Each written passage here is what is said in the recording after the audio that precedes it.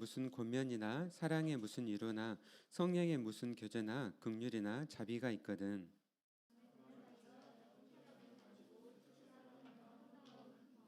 아무 일에든지 다툼이나 허용으로 하지 말고 오직 겸손한 마음으로 각각 자기보다 남을 낮게 여기고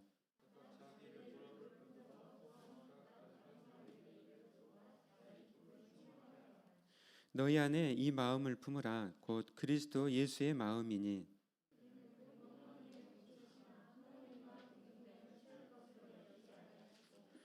오히려 자기를 비워 종의 형체를 가지사 사람들과 같이 되셨고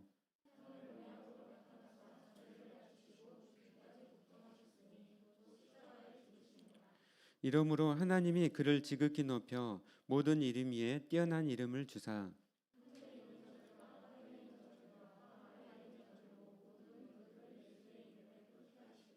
함께 읽겠습니다. 모든 입으로 예수 그리스도를 주라 시인하여 하나님 아버지께 영광을 돌리게 하셨느니라. 아멘. 우리 앞뒤 옆으로 바라보면 사랑을 축복합니다. 이렇게 고백하도록 하시겠습니다. 네, 오늘은 특별히 예배 때 우리 또 제 설교 말씀 후에 또 우리 홍두서 선교사님께서 나오셔서 또 방글라데시 선교 또 간증과 이렇게 보고하시도록 하겠습니다. 오늘 아침에 비행기로 서울에서 오셨어요. 비행기로 오셔가지고 택시 타고 여기까지 오셨습니다. 그래서 오늘 우리가 주님 말씀 듣고 또 선교사님을 통해서 귀한 또 선교의 또 간증을 듣고 우리가 도전받고 또 우리가 새로워지는 귀한 또 예배가 되기를 원합니다. 아멘. 10월 달에 지금 계속 이제 교회에 대해서 말씀을 전하고 있습니다. 교회는 예수 그리스도의 몸입니다. 지난주에 교회는 이제 주는 그리스도시요 살아계신 하나님의 아들이십니다라고 고백하는 이 그리스도인들의 공동체 이 모임이 교회라고 말씀을 드렸습니다. 그래서 이제 예수님을 주님으로 모시고 이제 자기를 부인하고 십자가를 지며 따라가는 그 제자들의 모임이 교회라고 할 수가 있습니다. 그래서 예수님을 따라가면서 우리가 살아갈 때 우리는 이 교회가 세상 가운데 하나님 나라를 보여주게 됩니다. 여러분 그 유명한 선교 신학자인데요, 레슬리 뉴비긴이라고요. 이분이 오랜 시간 동안 인도 선교사로 사역을 이제 하고 이제 은퇴를 할 때쯤 영국으로 돌아오게 됐습니다. 근데 영국에 와서 너무나 놀란 거예요. 영국 사회의 그러한 이교도적인 모습에 대해서 교회 예배당이 술집으로 팔려가고 또 이슬람 모스크로 변하고 사람들이 주일에는 교회를 안 오고 전부 다 경기장으로 가는 거예요. 그러한 이교도적인 모습을 보면서 큰 충격에 빠졌습니다. 그러나 그 가운데서도 그가 희망을 가지고 또 소망을 가졌던 것은 그 가운데 또한 교회의 또 모습이었습니다.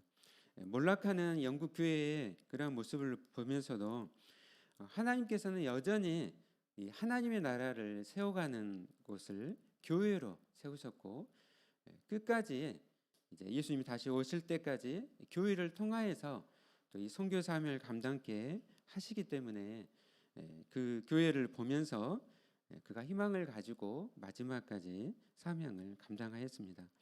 오늘날도 우리 사회와 또 모든 세계를 볼 때 너무나도 정말 소망이 없고 그런 희망이 없는 어둠과 칠흑과 같이 그런 시대를 우리가 살아가고 있음을 보게 됩니다. 우리 사회를 볼 때나 세계의 그런 전쟁들이나 또 나라들을 볼 때, 특별히 이 땅에 또 침체돼가는 또 교회들을 볼 때 그 가운데 우리가 정말 하나님께 우리가 붙잡힌 바 되고 또 우리가 이 어둠의 시대에도 깨어서 하나님의 정말 그 손 가운데 붙잡힌 바 될 때 하나님께서 우리를 세워주시고 또 우리를 통하여서 교회를 통하여서 또 이 시대를 깨우시고 또 새롭게 하실 줄로 믿습니다. 그럼 우리 분이엘 교회가 우리가 함께 정말 영적으로 깨어 있고 서로 함께 권면하고 도전하고 또 하나님의 말씀대로 살아가기 힘쓰고 서로 사랑하는 그러한 교회가 되기를 원합니다. 아멘. 영원 전부터 하나님의 계획은 교회 가운데 있었어요. 교회를 통하여서 하나님을 예배하고 선교하는데 영원 전부터 하나님의 계획이 있었습니다. 그러므로 하나님의 계획은 결코 변할 수가 없는 것이죠. 우리 사연제들 지금 막 시험 기간들을 막 또 보내고 있어요. 그럼에도 불구하고 우리 예수님께서 최고이시기 때문에 최고로 영광 받으셔야 되기 때문에 우리가 공부하는 것을 멈추고 함께 나와서 하나님께 예배드리고 있습니다. 우리의 최고가 되시는 예수님을 높이고 영광 돌리시는 또 여러분이 되시기를 바랍니다. 아멘. 제가 빌립보서 말씀을 쭉 1장부터 4장까지 읽으면서 너무너무 감동이 됐어요. 사도 바울이 이 말씀 빌립보서를 기록했는데요. 그 어디서 기록을 했냐면은 로마 감옥에서 기록을 했습니다. 사도행전 28장까지 끝나면서 계속적으로 바울이 하나님 나라와 예수 그리스도를 전파했거든요. 그리고 그가 이제 이 로마 감옥에서 말년의 무렵에 이 옥중 선서신을 썼어요. 말씀을 기록했는데 이 빌립보서 말씀을 읽으면 항상 기뻐하라라고 말씀, 항상 기뻐하라. 그러면 기뻐하라고 하는데 그가 어떻게 이 감옥에서도 로마 감옥에서도 어떻게 이렇게 기뻐할 수 있었을까? 근데 말씀을 1장부터 4장까지 쭉 읽어보니까 계속적으로 오직 예수 그리스도만이 나오더라고요.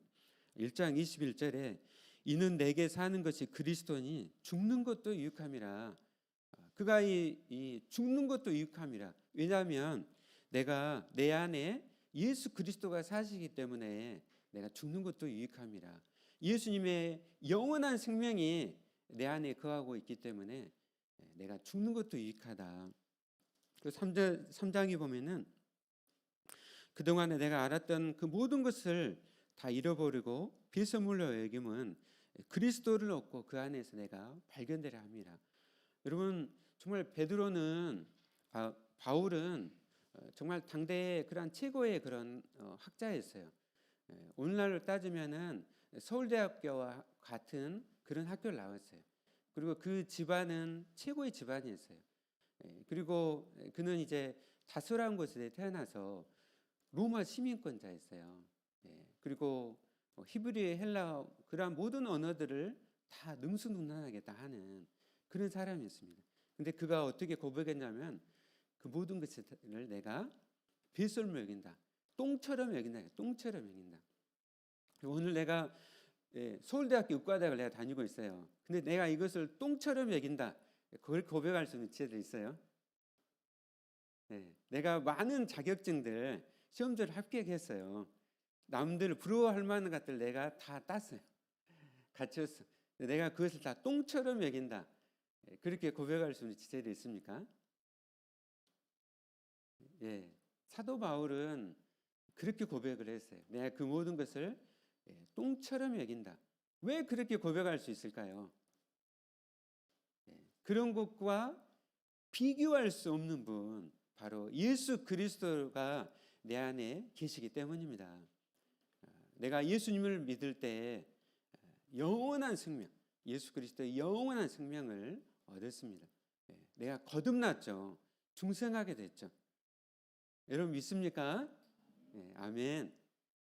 이 땅은 잠시잖아요, 그렇죠? 여러분 다 죽을 거예요, 그렇죠? 언제 죽을지 다 하나님 예정 가운데 다 있어요. 우리는 모르지만 이 땅은 유한해요. 그러나 영원한 나라, 영원한 하나님 나라, 우리가 예수 그리스도를 믿음으로 우리가 영생을 얻고 영원한 하나님 나라에 우리가 다 들어가게 된 줄로 믿습니다. 그 하나님 나라를 바라볼 때 이 땅의 것을 우리가 상대화시키고 우리가 그것으로 우리가 자랑할 수가 없는 것이죠. 오직 예수님만으로 자랑하는 것입니다. 아멘. 그래서 예수 그리스도를 바라보는 가운데 우리 교회는 다 예수님을 믿고 예수님을 바라보는 사람들이에요. 예. 내가 나를 자랑하는 것이 아니라, 내가 갖춘 것 때문에 자랑하는 것이 아니라 예수님만을 자랑하고, 우리 지체들 다 학교도 다르고 집안도 다르고 또 체력도 다르고 강한 사람도 있고 약한 사람도 있고 다 달라요. 전부 다 다릅니다. 그것 때문에 내가 자랑하는 것이 아니라 우리는 다 공통점이 있어요. 한 공통점. 예수님만으로 자랑하는 사람들입니다. 아멘. 네, 아멘. 네, 오늘 2장 말씀에는 이제 교회가 함께 모였는데 우리가 함께 예수님을 바라보는 가운데 어떻게 신앙생활을 해야 될지 우리가 말씀하고 있어요. 기독교 신앙은요, 외적인 것을, 형식을 자랑하는 데 있는 것이 아니라 내적인 것, 그 내적인 가치를 너무나 소중히 여기고 그 가운데 하나님 나라를 이루어갑니다.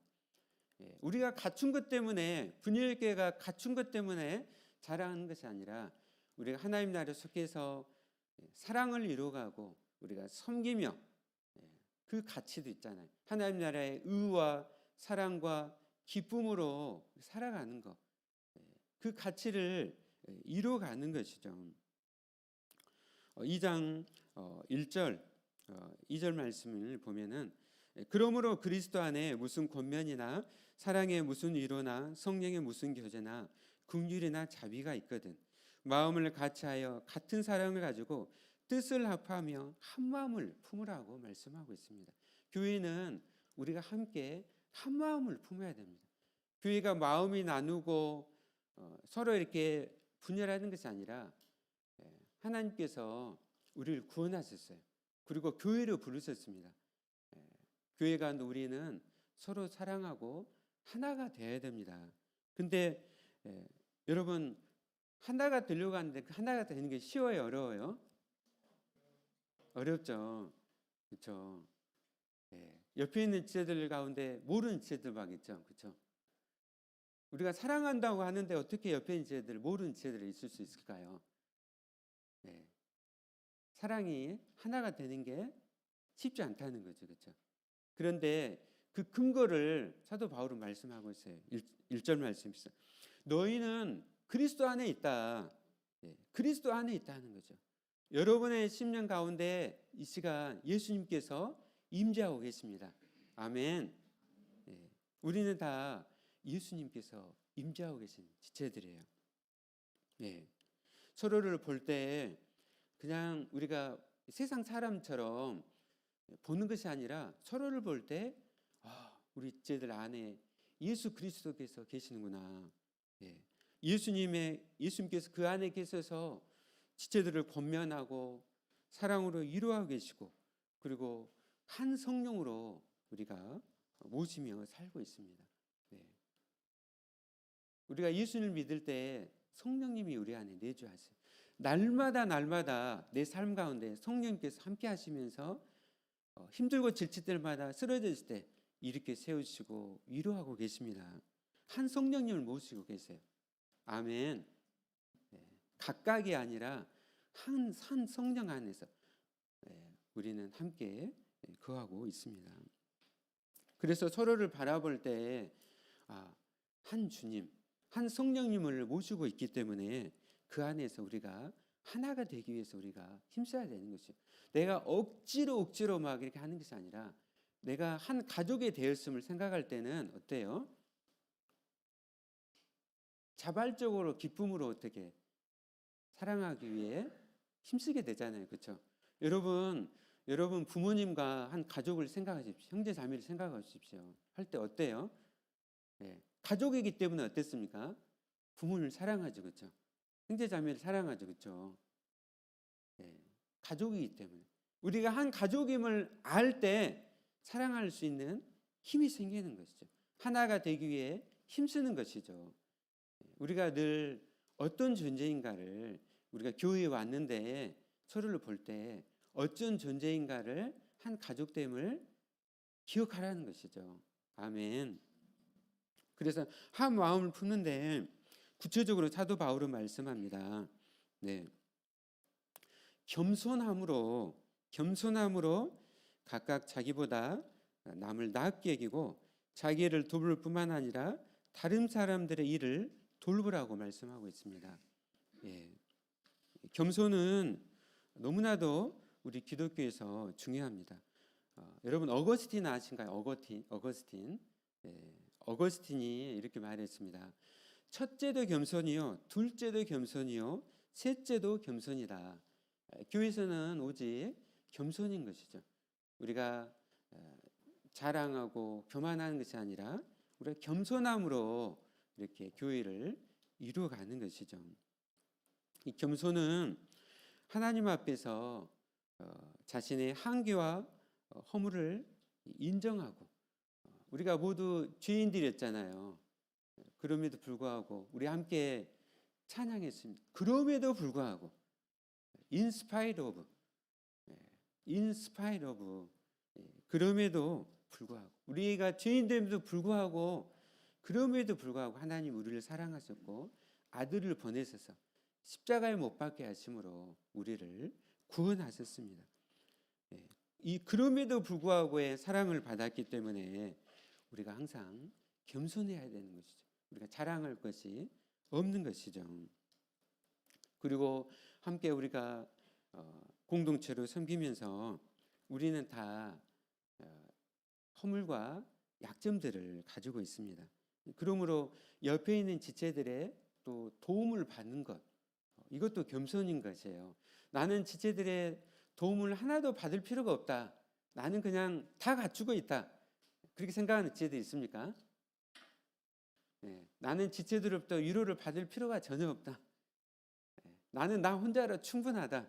그런 지체들 있어요. 네, 우리는 다 부족해요. 그 부족함을 인정하는 거였죠. 네, 그 겸손함을 사는 거예요. 옆에 지체가 있으므로 내가 도움을 받고 우리가 일어나는 것이죠. 또 내가 힘들어하는 지체들을 격려하고 이렇게 세우는 것이죠. 그것이 바로 겸손인 것이죠. 자기보다 남을 낮게 여기는 것. 우리가 다 자기 이야기만 다 하려고 하는 세상이잖아요. 이 겸손은 80% 내가 들어주는 거예요. 그럼 20% 내가 이야기를 하는 것이죠. 이게 겸손인 것이에요. 자기 일을 우리는 돌봐야 돼요. 그렇죠? 자기 것은 하나도 돌보지 않고 남의 일만 돌보는 것이 겸손이 아니라 자기 일도 돌보면서 남의 일을 돌보는 것이 겸손이라고 했습니다. 특별히 근데 이 자기 일을 돌볼 뿐만 아니라 다른 사람의 일을 돌보는 것은 자기 관심사에만 몰두하지 말고 다른 사람들의 관심에도 마음을 기울이라는 것입니다. 우리가 하루하루 살아가면서 우리 진짜 할 일 너무나 많죠. 그렇죠? 하루 쭉 포스트잇에다가 1번부터 그냥 10번까지 쭉 적으면 다 막 채워지는 것 같아요. 그렇게 바쁘게 살아가지만 그럼 어떻게 해요? 자기 관심사에만 몰두하지 말고 내가 공부해야 되고 내가 일해야 되고 할 일 너무 많은데 동일하게 우리 지체들도 그렇게 힘들고 어렵게 살아가잖아요. 우리가 지체들을 기도해주고 자기 관심사에만 몰두하지 말고 우리 지체들의 다른 사람들의 그 관심에 마음을 기울이는 것이죠. 이것이 바로 겸손입니다. 아멘. 아멘. 그리고 교회 가운데 겸손으로 살아가면서 함께 이것을 피하라고 말씀하고 있어요. 그것이 무엇인가요? 3절에서 이거를 피하라고 했어요. 다툼이나 허영입니다. 여러분, 교회 안에 한마음이 되고 연합하는데 해치는 것이 있는데 그것은 바로 다툼과 허영입니다. 다툼과 허영. 네. 이 다툼과 허영은 주님께서 너무나 싫어하는 그러한 죄들입니다. 네. 이 다툼은 자기 중심성에서 시작돼요. 예수님을 믿는다는 것은 무엇입니까? 예수님을 따라간다는 것은 무엇입니까? 자기를 부인하는 것이잖아요. 그렇죠? 자기를 부인한다는 것은 자기 중심성을 버린다는 거예요. 지금 세상은 자아 중심으로 살아가잖아요. 늘 자기를 찾으라고 막 부르짖잖아요. 그렇죠? 근데 우리는 어떻게 해요? 자기를 버리는 거. 자기 중심성을 버리는 것입니다. 교회 와서 자기를 자랑하고 자기를 내세워서 자기 분파를 만들고, 고린도 교회는 어떻게 했습니까? 바울파, 베드로파, 아볼로파 분파들을 만들어 가지고 교회가 막 이렇게 쪼개지는 거예요. 우리 주님께서는 교회를 피로 사셨습니다. 그러므로 교회를 깨뜨리는 것을 가장 심각한 죄로 말씀하세요. 그러면 우리는 자기 자아를 버려야 되는 거예요. 그래서 우리가 서로 사랑하고 섬기는 것이죠. 여러분의 성이 뭐예요? 박씨, 이씨 다 있죠. 우리는 다 예수 그리스도 안에서 아브라함의 후손들이 되었습니다. 우리는 다 아브라함 박씨, 아브라함 이씨, 아브라함 강씨, 아브라함 김씨, 아브라함 황씨. 어떻게 해요? 예수 그리스도 안에서 아브라함의 후손으로 한 가족이 됐어요. 항상 이것을 우리는 기억해야 돼요. 그래서 우리가 자기를 내려놓는 것, 그리고 허영은 뭐냐면요, 자신이 인정받고 우대받기를 원하는 마음이에요. 자기 인정받고 싶은 거, 허영. 여러분 가끔씩 우리가 허영심이 막 들 때가 있죠, 그렇죠? 막 이게 과장하고 인정받고 싶어가고 자기를 막 과장하고. 우리는 이미 하나님의 자녀가 됐어요. 예수님께서 나를 위해서 십자가에 못 박히셨어요. 그렇게 나는 소중하고 존귀한 존재가 됐습니다. 그런데 뭘 사람들에게 우리가 더 인정받고 또 나이를 과장하고 그럴 필요가 뭐가 있습니까? 이 다툼과 허영이 교회를 깨뜨리는 거라고 말씀하고 있어요. 그러므로 여러분 항상 마음을 같이하여 같은 사랑을 가지고 뜻을 합하며 한 마음을 품어 아무 일이든지 다툼이나 허영으로 하지 말고 오직 겸손한 마음으로 각각 자기보다 남을 낫게 여기고 각각 자기 일을 돌볼 뿐더러 각각 다른 사람들의 일을 돌보기 힘쓰는 저와 여러분 되시기를 예수님 이름으로 축원합니다. 아멘. 네, 여러분 이거를 위해서 항상 우리는 예수 그리스도를 바라봐야 됩니다. 오늘 사도 바울은 5절부터 11절까지 우리가 교회에서 이렇게 신앙생활을 해야 되는데 우리가 바라봐야 할 분이 계신다는 것이죠. 항상 우리는 예수 그리스도를 바라봐야 됩니다. 우리 함께 5절 또 6절 7절 말씀 함께 읽어볼까요? 네, 시작. 너희 안에 이 마음을 품으라. 곧 그리스도 예수의 마음이니 그는 근본 하나님의 본체시나 하나님과 동등됨을 취할 것으로 여기지 아니하시고 오히려 자기를 비워 종의 형체를 가지사 사람들과 같이 되셨고. 아멘, 아멘. 늘 예수 그리스도를 바라보며 예수 그리스도의 마음을 품기를 원합니다. 아멘, 아멘. 예수님이 우리 안에 계셔요. 계시는데 우리가 때로 예수님 막 잊어버리며 살 때가 너무 많잖아요, 그렇죠? 항상 예수 그리스도를 생각하고 예수님의 마음을 품기를 원합니다. 예수님은 근본 하나님의 본체셨어요. 예수님은 하나님의 아들이셨고 하나님과 같으신 분이십니다.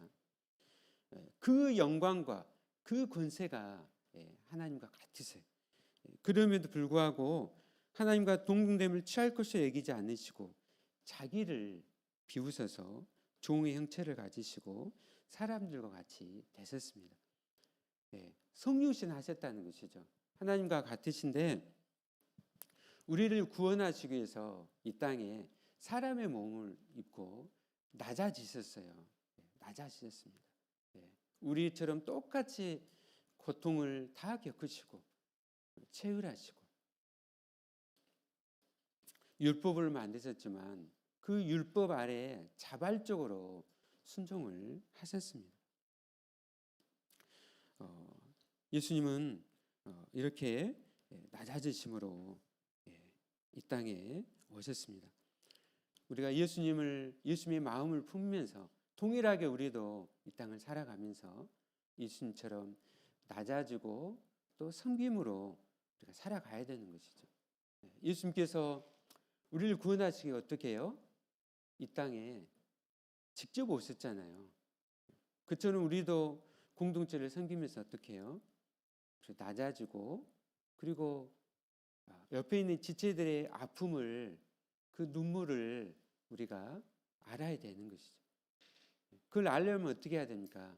한 번이라도 더 연락하고 가까이 가야 되는 것이죠.